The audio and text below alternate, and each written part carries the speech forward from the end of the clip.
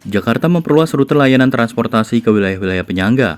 Dalam 2 bulan terakhir, pemerintah Provinsi Jakarta telah mengumumkan 5 trayek baru Transjakarta ke Bogor, Depok, dan Bekasi di Provinsi Jawa Barat, serta Kabupaten Tangerang dan Kota Tangerang Selatan di Provinsi Banten. Setelah 21 tahun beroperasi, sistem bus rapid transit tertua di Asia Tenggara itu kini mulai dikenal dengan layanan Trans Jabodetabek. Rute terbarunya dari Blok M ke Bogor diluncurkan oleh Gubernur Jakarta Pramono Anung pada 5 Juni 2025. Selain rute P11 Bogor Blok M, pemerintah Jakarta sebelumnya sudah meluncurkan rute lain Trans Jabodetabek. Rute tersebut adalah S61 Blok M Alam Sutra, B41 Vida Bekasi Cawang, T31 Pantai Indah Kapuk 2 Blok M, dan D14 Sawangan Lebak Bulus.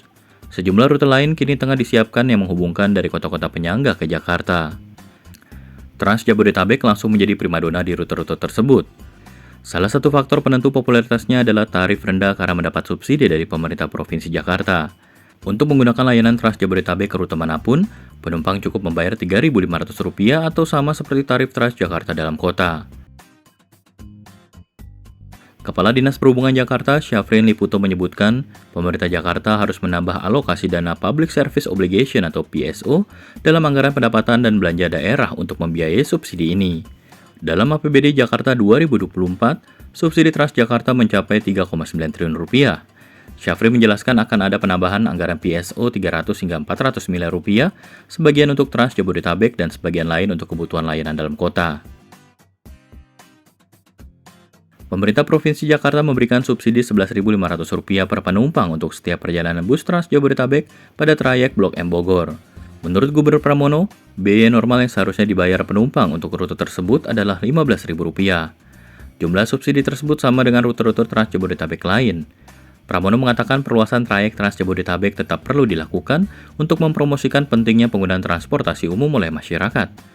Harapannya, kata dia, jumlah pengguna kendaraan pribadi bisa menurun dan berpindah dengan menggunakan layanan transportasi umum yang terjangkau dan rute yang lebih terkoneksi dengan kota-kota penyangga. Gubernur Pramono yakin Jakarta tetap bisa membiayai program-program lain, meski APBD-nya digunakan untuk subsidi Trans Jabodetabek. Alasannya, Jakarta masih punya sumber-sumber pemasukan lain. Salah satunya, kata Pramono, penggunaan dana koefisien lantai bangunan atau KLB. KLB adalah dana yang harus dibayarkan perusahaan swasta selaku pengembang ke pemerintah Jakarta karena membangun gedung melebihi ketentuan jumlah lantai. Dalam kesempatan terpisah, anggota DPRD Jakarta William Aditya Sarana memperingatkan Gubernur Pramono bahwa anggaran daerah untuk subsidi transportasi umum harus digunakan dengan teliti. Menurut William, perluasan subsidi trayek Trans Jabodetabek menjadi salah satu solusi inovatif untuk mengatasi kemacetan dan polusi di ibu kota. Namun dia menyebutkan, pemerintah tetap berkewajiban mengelola APBD dengan hati-hati. Apalagi William melanjutkan, pemerintah daerah lain yang menjadi penyangga Jakarta, seperti Jawa Barat dan Banten, saat ini disebut belum ada tanda-tanda bersedia ikut patungan untuk mensubsidi Trans Jabodetabek. Menanggapi hal tersebut, pengamat transportasi dari Masyarakat Transportasi Indonesia, Joko Setiowarno menilai, perluasan layanan angkutan umum di Jabodetabek tetap harus mendapat dukungan dari pemerintah daerah penyangga. Menurut dia, pemerintah Kota Bogor, Depok, Tangerang, dan Bekasi juga bertanggung jawab untuk ikut meningkatkan layanan transportasi umum di wilayah mereka. Adapun dosen planologi Universitas Trisakti Yayat Supriyatna mengatakan, kebijakan tarif satu harga untuk layanan Trans Jabodetabek merupakan terobosan. Menurut dia, upaya integrasi angkutan umum yang sebelumnya sempat dilakukan beberapa kali malah gagal karena selisih harga di trayek-trayek bus yang berbeda. Untuk bisa menjaga harga tiket tetap terjangkau, Yayat mengatakan, pemerintah perlu meningkatkan non-fare box revenue atau pendapatan di luar tarif untuk layanan angkutan umum Trans Jabodetabek, termasuk Transjakarta.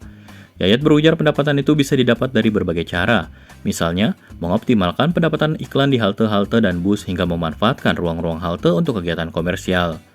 Yayat menilai pemerintah Provinsi Jakarta tidak bisa terus bergantung dengan strategi menggelontorkan subsidi demi menarik pengguna Trans Jabodetabek.